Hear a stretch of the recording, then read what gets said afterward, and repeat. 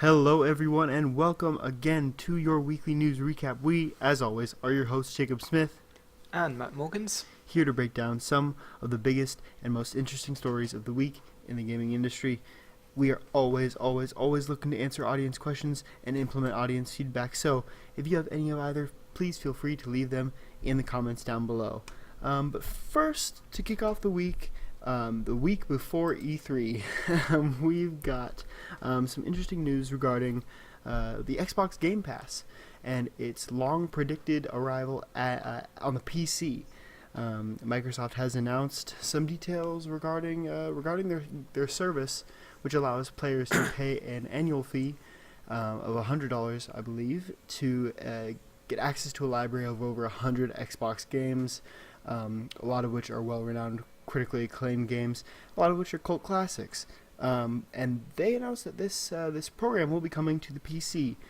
Incidentally, it won't feature any Xbox games, but instead a curated library of PC games.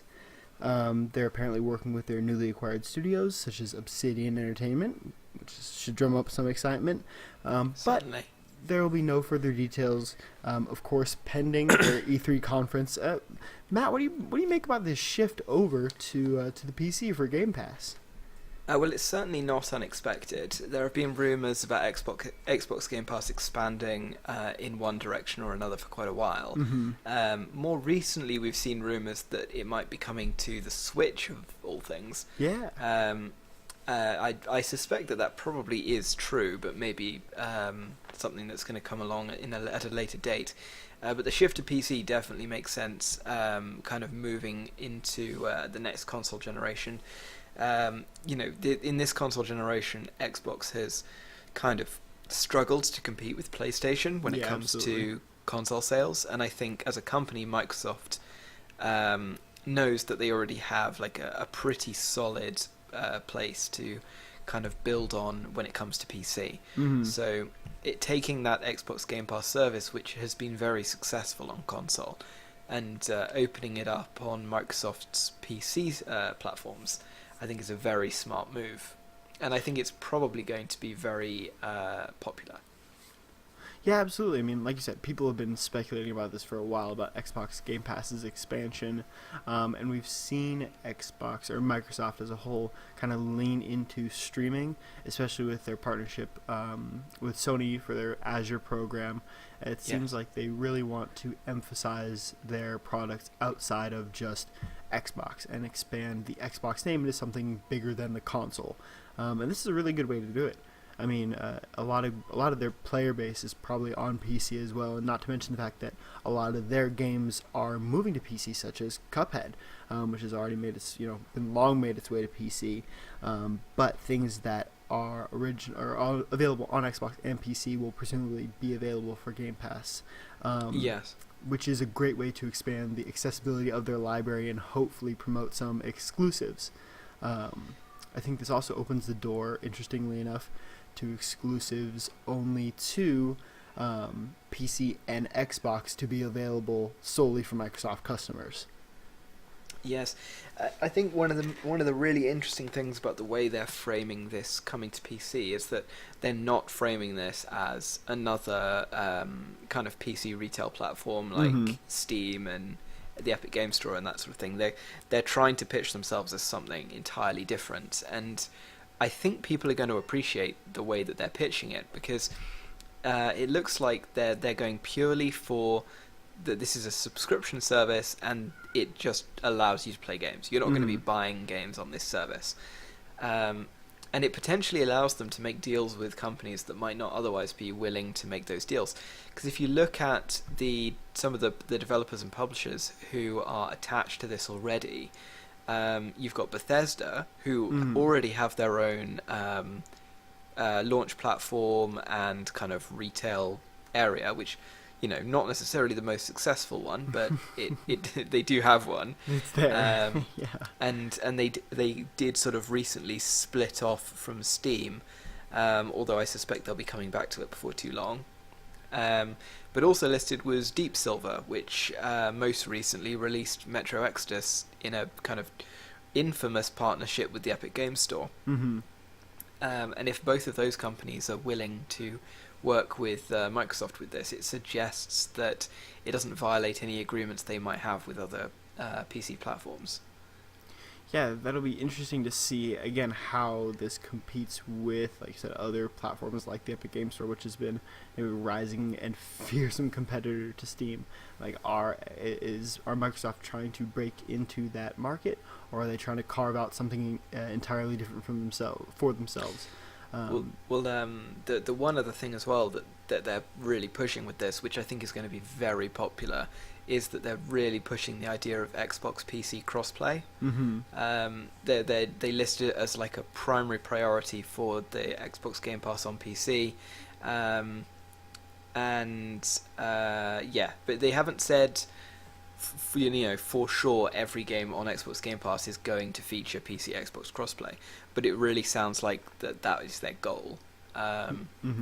Whether that's something they're going to have at launch, we don't know. They didn't say too much in detail about that.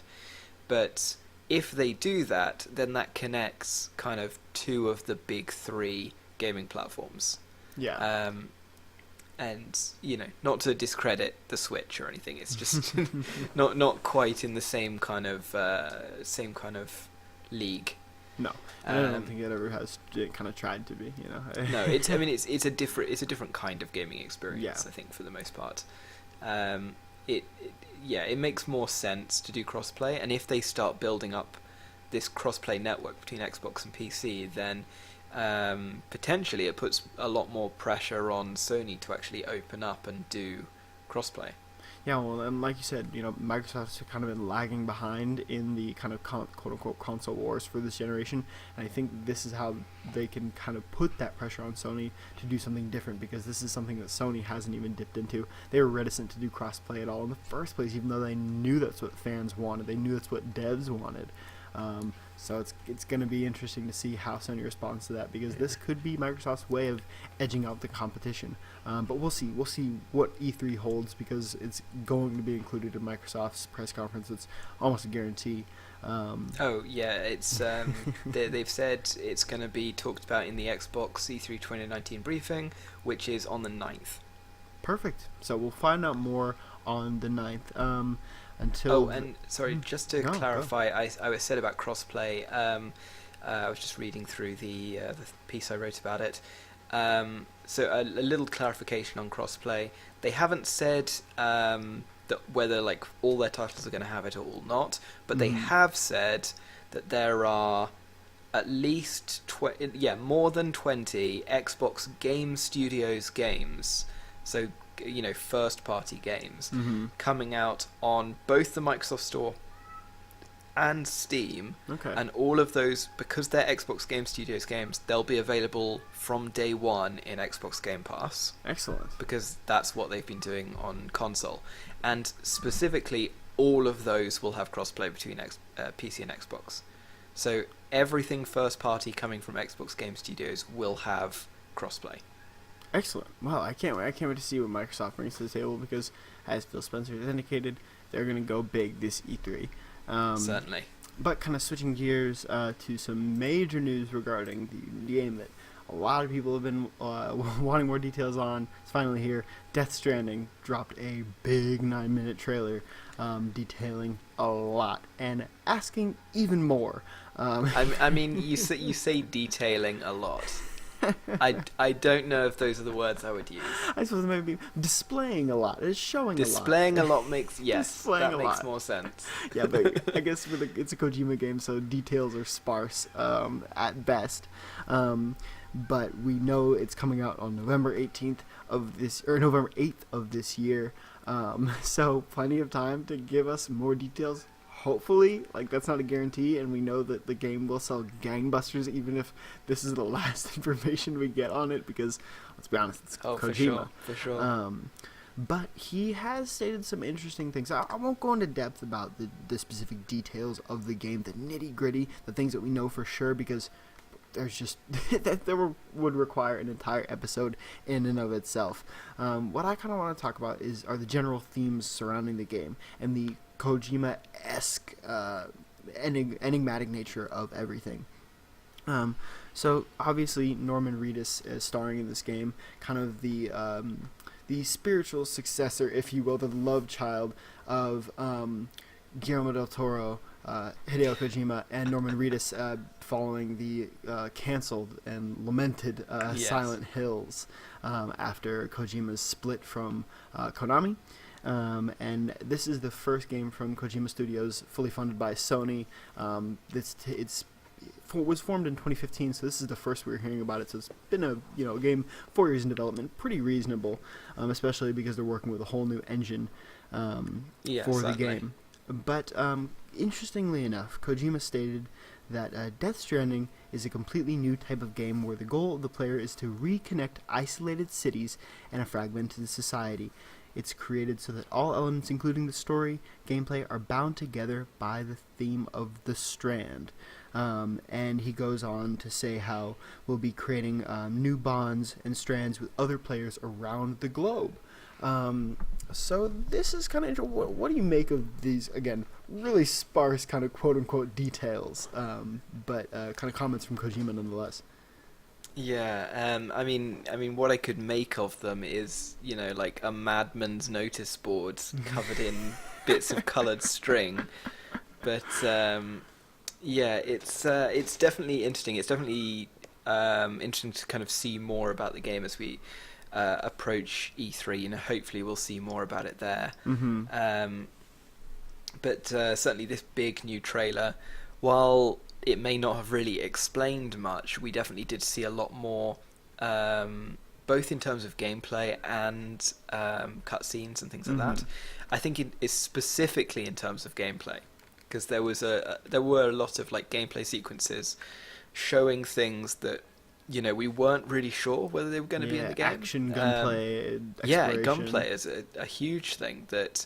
Like, I'm not sure they'd even shown gunplay in cutscenes at all. Like, I don't know if we'd even seen a gun. Like, oh no, if you remember the trailer where they revealed Mads Mikkelsen and he had like the soldiers with him, so they had guns. That's right. But we've never seen anyone use them Until now. Yes, now we know there is going to be gunplay, and there's also going to be running around in Heathland trying to outrun people in biosuits with spears. cattle prods. Yeah.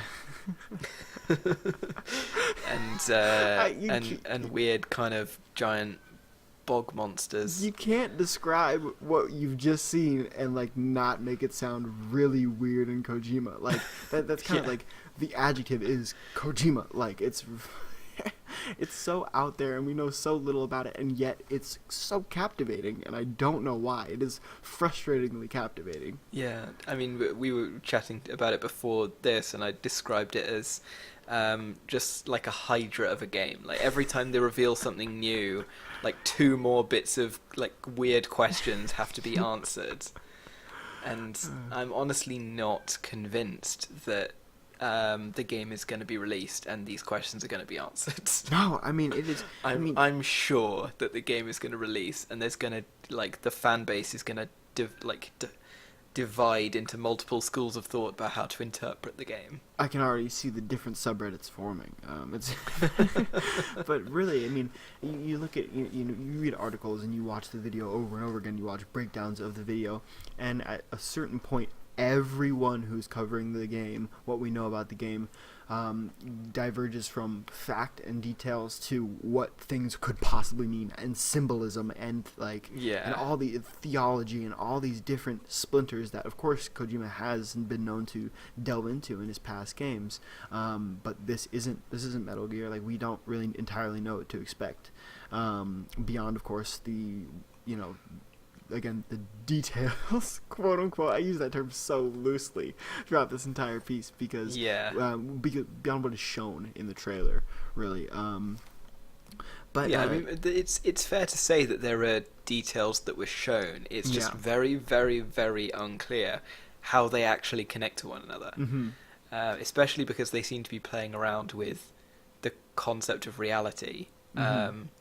So we're not sure if what we're seeing is actually real in any sense. Like, it could be a dream of some kind of weird vision. It could be an alternate reality that's appearing in certain cutscenes.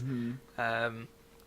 There's so many weird kind of reality warping moments Yeah. that it's hard to know what's actually real in the game. Yeah, but I think that is plays into the game's strength because it has drawn people at large in. I mean, I've seen nothing but like drummed up interest for it on the internet. And personally, 100%. I was kind of middling on the game. I was like, okay, well, it'll be cool, it'll be unique, it'll be Kojima. We'll see what is going to come of the game.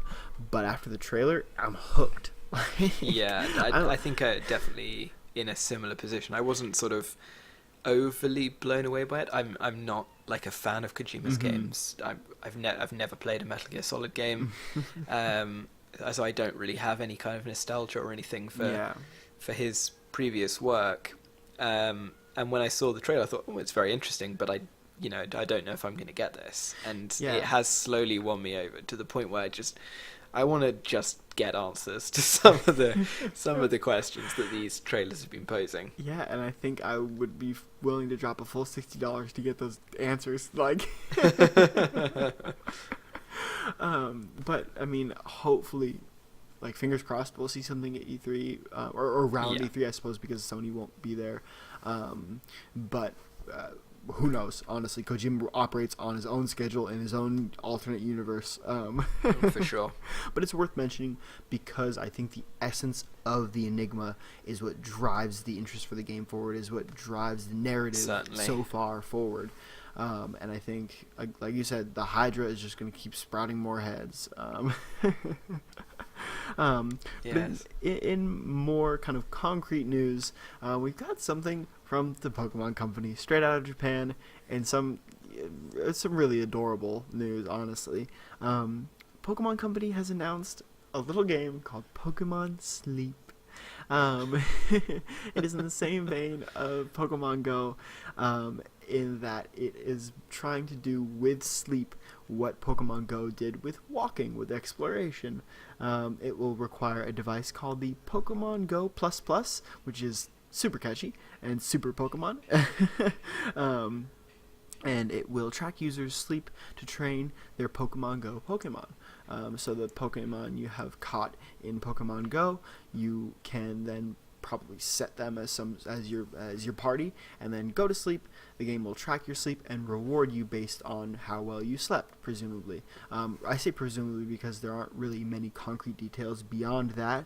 But what I thought was so interesting and kind of whimsical in a sense about this news was that it really is the Pokemon Company trying to encourage people to get more sleep. I mean, I can certainly appreciate that as somebody who definitely doesn't get enough sleep. I can understand the kind of incentivization. I think it's certainly a worthwhile goal. Yeah, and I think it definitely in a culture, especially in Japan, where hardworking and overworking is such a prevalent thing. I think it's cool to see a quintessentially Japanese company. I mean, you've got Pokemon and Nintendo right at the top of the food chain, reflecting these wishes for a healthier populace. And sure, they're turning it into a game which they will no doubt try to monetize, but I don't think that I don't think that's the core of it, because they've gone out and said that they just want to make sleep fun. They want to incentivize a good full night's rest. They want to make waking up every day and seeing how much progress you made a fun experience. And of course, you can't have that fun experience unless you go to sleep. But I just thought that was really interesting in that they're trying to do something different. It's not just expansions for Pokemon Go, Pokemon Go adjacent product. Like, it is taking that premise and moving it into a different realm of the human kind of experience. So yeah, I just kind of like that. Yes, yeah, I'll certainly keep an eye on it, and I admit I may well try it out as and when it becomes available. Yeah, absolutely. I think it's something that has definitely piqued my interest, and we'll hopefully hear more from it, more from Nintendo. Maybe 83, although I can't see this being big flagship news for them, considering they've got a lot coming down the pipe for Nintendo Switch. But who knows? But no doubt we'll see something coming from the Pokemon Company soon. And in it transitioning into kind of more more somber tone, the World Health Organization has officially recognized what they are calling gaming disorder. Yeah, this is it's a complicated story. Definitely. It's not. there's not. I don't think there's like a right side in this story. Mm-hmm. I think there's a lot of shades of grey. Definitely. But yes, so this is something that was set in motion a couple of years ago, and in fact, when I first saw the news about this, now I was a bit confused because I had forgotten what had happened 2 years ago, which was 2 years ago they kind of began the process of kind of deciding whether they would classify quote unquote gaming disorder as like a thing. Yeah. And we're now at the point where they have decided to do so, kind of officially. The problem is that there's maybe some flaws in their definition, and I believe that has been pointed out by certain sort of noted academics and so forth. Well, both psychological, psychiatric, and entertainment industry professionals have kind of all agreed that this isn't the most productive of resolutions, I suppose, to this issue, because the general consensus was that this deserves to be criticized because it directly overshadows kind of a lot of very real disorders that can be the root cause of someone's excessive gaming, because the World Health Organization defines it essentially as someone who is afflicted with quote unquote gaming disorder, is someone who games and that is the only thing that takes precedence in their life, or the main thing that takes precedence in their life, even when there are negative connotations attached to the amount they game.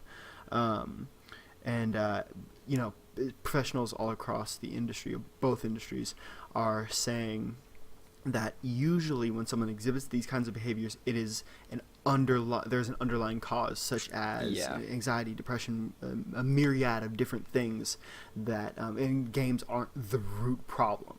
No. Another problem is they've kind of just substituted in the word gaming instead of gambling for the definition of gambling addiction, and then boom, it's shoehorned right in it. It's not its own kind of unique thing. It's kind of taken the gaming and psychological world by storm. Unfortunately, because it's being regarded as a decision that was made kind of hastily, in a sense. It wasn't made with a lot of consideration. So it seems to the public right now. Yeah.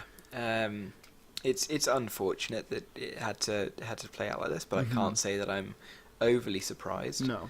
I mean, hopefully the kind of professional backlash from, not just from the gaming industry, because you almost sort of expect that, but from the psychiatric industry, I think more credibly. Hopefully that'll eventually kind of make some shifts when it comes to the exact definition and how it's kind of deemed by the World Health Organization. Yeah. To be honest, I can't see this really having a huge real-world impact. No. Like, them deeming this classification is very different from them kind of setting in motion any kind of serious initiatives to combat it or do anything like that. Yeah. That may be something that they deal with at a later stage, but I'm sure there's many, many more important priorities that they have. Where I can see this being a problem is just in the many kind of clickbaity headlines that we're now going to see all across the media, both mainstream and gaming media. Absolutely. Either like misrepresenting one side or another of the debate, or using the debate to push a perspective or ideology from one side or the other, and I don't think that kind of inevitable mess of a media kind of frenzy is going to be healthy for the debate. Yeah. I think this is something that I think you're right in kind of saying that this was decided too hastily. because it's now going to stoke a kind of media furore. Yeah. And inevitably the details are going to get lost. Yeah. People who see the headlines aren't going to, necessarily drill down into exactly what the definition has been written as and exactly what the complaints are about that definition. They're just going to remember World Health Organization has said gaming disorder is a thing, and then depending on their perspective are either going to think that's a stupid decision or this justifies what I've been saying about gaming all along. Yeah. And I'm not going to be out and out and say that there's going to be a significant age difference between those two groups, but it would not surprise me to see a significant age difference between those two groups. Yeah. Well, I think this also. And I don't think either side is right. No, I absolutely not. And this is also a concern that regards parents who are already maybe worried about how much their kid games. Well, now they can have something to easily point to and say, well, the World Health Organization said that my kid's addicted to gaming, so there it is. Like, it's the game's fault. I think that it has a lot of potential to do some damage, not necessarily to the gaming industry directly, but to maybe gamers, maybe younger gamers, who need actual help or who need help with more pressing mental issues, and their parents are simply saying, "Oh no, you just can't play games. That'll fix everything." I think that is a huge part of the worry. Yeah, I think as well, like it sort of reinforces the notion that gaming can be very easily defined, mm-hmm. and it's not the case that gaming can be very easily defined. I mean, if you look at something like Doom, for example, like the most recent Doom, mm-hmm. and then you look at like some of the smaller indie games that have been specifically created to be like kind of mental health tools and aids. Mm-hmm. They're kind of very much sort of psychologically constructed to provide gaming experiences that benefit people suffering from various mental health problems. Absolutely. Those two experiences are wildly different, mm-hmm. but they both fall under the definition of gaming, and so that's a bit of a problem with the definition of gaming disorder, because gaming is not something that you can so easily define. Mm-hmm. And recognizing it as a thing kind of reinforces that notion, especially among people who are not going to be overly well informed about the kind of minutiae when it comes to differences. Yeah. They're probably not going to know anything about the kind of the really, really good indie games and so on that exist, which are totally different to the kind of things you see in the mainstream. Yeah. And yet perfectly valid as gaming experiences. Yeah, absolutely. And hopefully the international criticism on a very global scale will spark some, not necessarily backlash, but I hope it sparks some conversation about what we can realistically consider and how the World Health Organization can alter this definition to maybe better suit the needs of those afflicted by other disorders. Hopefully they can just kind of revise the definition and have it be a bit more nuanced and a bit more sort of accurate. Absolutely. And to kind of round out our week, of course, you know what it is, our favorite game to talk about when there's very little details on it, Cyberpunk 2077. Absolutely.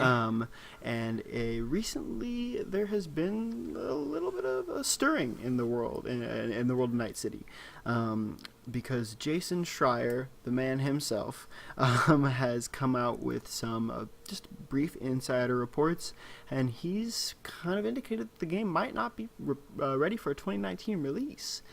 CD Projekt has, of course, confirmed that it will be here before 2021, which is nice, but this kind of indicates that the game won't be coming until 2020. while discussing potential release dates for Death Stranding, Last of Us 2, and so on Twitter, Jason Schreier responded to a fan excited by the potential of a rumored November release date for Cyberpunk. He then responded with, "I don't know where you saw that rumor, but Cyberpunk is absolutely not coming out this year." That made waves, and then he followed that up sometime later by clarifying and saying, "I've heard from 3 sources that Cyberpunk was aiming for 2019, but belief around the studio, CD Projekt Red, was that it was an unrealistic target. I expect first half 2020, or maybe even an E3 announcement of 2019, and then a delay of 2020. Not too big a surprise, but Matt, your take on that? I mean, I'm not surprised at all. Mm-hmm. And I think the people that are surprised are sort of forgetting what the most reliable rumor about the release date was, because the most reliable rumor that's persisted for the better part of 7-8 months now. Yeah. This fits perfectly in with what it has been. And I think we've said this in previous episodes, that we expect the game to release in Q4 of 2019. Yes. And I think that may be where the confusion lies, because the calendar year and the financial year don't quite line up. The kind of fourth quarter of the financial year actually overlaps with the end of 2019 and the start of 2020 on the calendar year. So that fourth quarter actually extends like 2 or 3 months, I think, into 2020. Yeah, I believe it goes into February, March, yeah. And I believe it was a Polish, either financial or like market analytics company, which initially made the report predicting that Cyberpunk would be coming out in Q4 of 2019. Yeah. And that has generally been cited as the most reliable kind of instance of a rumor pointing to the release dates. You know, them being a company that, you know, professionally makes predictions like this. They have the onus on them to actually be correct. So I don't think it's at all surprising to see the game potentially pushed into 2020. At this point, it still falls within that expected area, and of course, it wouldn't be at all surprising to see a delay, especially at the moment where people are sort of very, very aware of bugs on launch, with some sort of infamous releases like Fallout 76 towards the end of last year. I think gamers at the moment are quite perceptive about problems like that. Yeah. So I certainly could see developers being extra careful.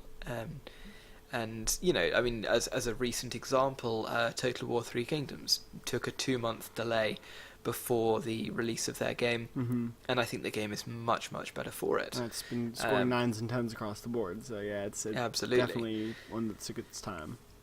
So I think it's to the benefit of developers not to rush. Definitely. And certainly I think CD Projekt Red is well aware of that. Yeah, they're notorious for really only announcing details of their games or their games when they know they're close to going gold or just in the polishing stage. I don't know if we'll actually get a release date at E3. It'd be nice to see a release date. I think at the very least we'll probably get a release window. Yeah.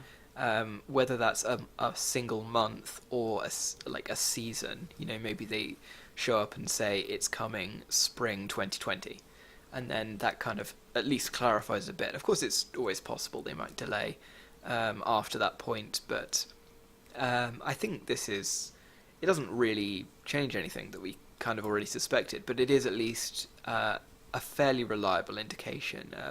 Jason Schreier tends to have very reliable info. Yeah. He does tend to be very well connected. So yeah, when he says that it's probably not going to come out in 2019, I'm inclined to think it's probably not going to come out in 2019. Yeah. I think it's in all our best interest to kind of tune into Jason Schreier and his intel, because like you said, it's usually pretty good. But that's going to wrap it up for us this week. Thank you so much for tuning in. Your listenership is always appreciated. As usual, if you have any feedback or questions, please feel free to leave them in the comments down below. We're always looking to implement positive changes to the weekly recap. This is our last episode before E3 kicks off. We'll be doing a bit of a staggered release window that we're still trying to figure out, but don't have no fear. We will bring you all the pressing E3 news as it breaks as soon as we can. This is our last week of peace, so. Oh, this week isn't even peaceful. Oh, I know. So that's kind of an indicator of where we're at right now. So let's all take a breath and get ready for the hype that is E3. Indeed. Once again, I've been Jacob Smith, And I'm Matt Morgans. and we will see you next week.